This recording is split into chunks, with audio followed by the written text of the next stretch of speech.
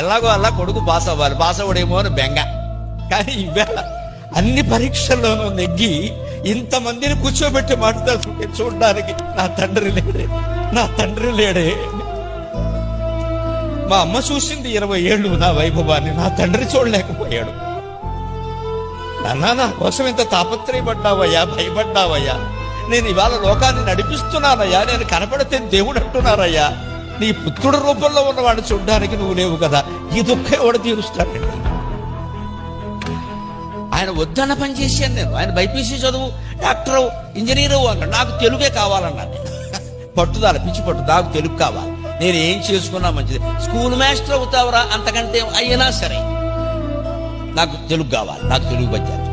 తెలుగు పద్యానికి డబ్బులు ఎవడిస్తాడు రా అన్నాడు.